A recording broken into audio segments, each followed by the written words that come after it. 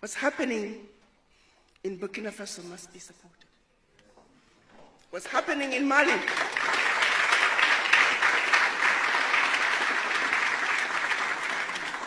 must be supported. What's happening in Niger must be supported. If you care the least bit about our future, how else are we going to get France out of Africa? How else are we going to get Britain, Germany, all those former colonizers? They're now in as multinationals, siphoning billions out of Africa, using safe havens to hide their returns. Yes, Mama, your voice is sounding very clear. Your voice is sounding very clear. If we did not support our own, when are we going to be independent? When are we going to be on our own? When are we going to stop allowing these people to be doing this they are doing to us for over years now? When are we going to do that? In years back, they have done this thing, and we think they really want to liberate Africa.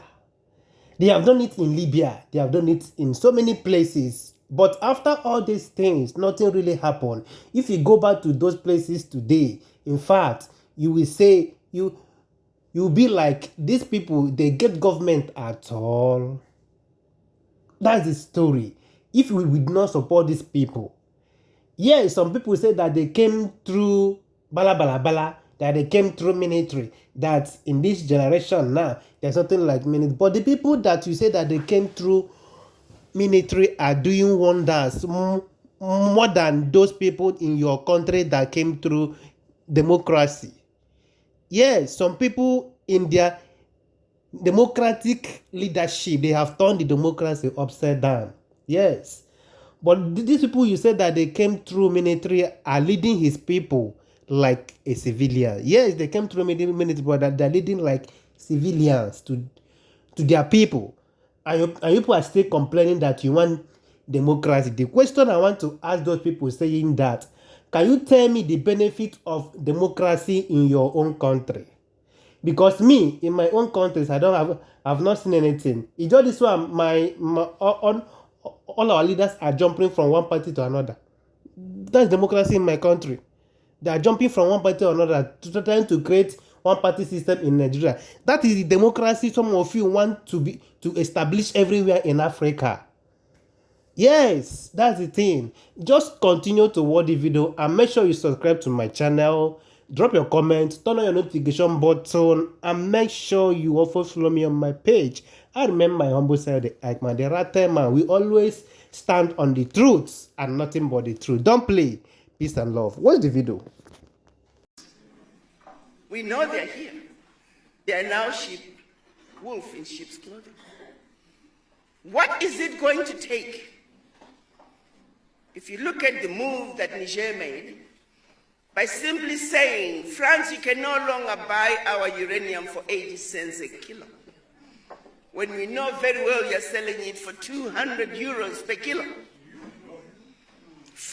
Niger was realizing about 1 billion out of the sales of its uranium a year, while France was realizing close to 300 billion.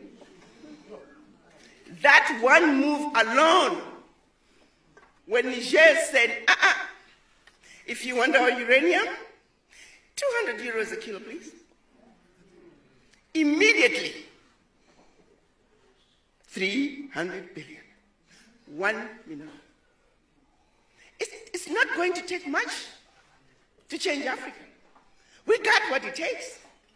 If there's one thing we're very fortunate of, we are endowed with everything the rest of the world needs. The truth of the matter is, we don't need the world. The world needs Africa.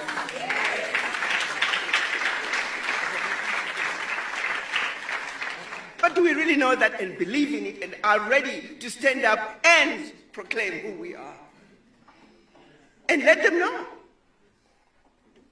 But I've sat in meetings where I've seen ministers, America, can you help us with this? Europe, can you help us? Begging endlessly for something that we have. Whatever they are giving you is what they stole from us. And they are giving you peanuts. When are we going to stop being outsmarted by these people? They come smiling at you. They come to give you aid. You know very well that's your money. But we're so grateful. I once went to the World Bank. Oh, Ambassador, we have money for the African Union. Please, when the chairman comes. So the deputy chair came, and we went. They had $15 million for us. $15 million for the whole African Union. And here's the kicker. They were only going to give us 50% of that. And then when we can show them what we have done with the 7.5 million, then we can have the other 7.5. Blatantly insulting us. And I'm not supposed to say anything. I got my deputy chair, so I need to shut up. But I asked to go to the bathroom. And I called the chair. I said, could you please come down the hall? I said, let's not take that money. I don't know about you, but I feel highly and royally insulted. Treat you like a child. You don't know how to handle money. So we'll just give you 7.5 million. Let's see what you do with it. And then we may or may give you the rest. It's the same thing they're doing at the United Nations. When Africa is supposed to be at the UN Security Council as the 6th and 7th members of the UN Security Council. But you can't have veto power. So come on in, Africa. Oh, we got a kiddie chair over here for you. Sit over there, we got some cookies. Sit over there and be quiet while we take care of business. And we entertain them. Wow. What's wrong with this? What gives me hope is that we have a vibrant African youth who are saying enough is enough. We are not taking this anymore. It's got to come to an end. The exploitation of the African continent has got to come to an end.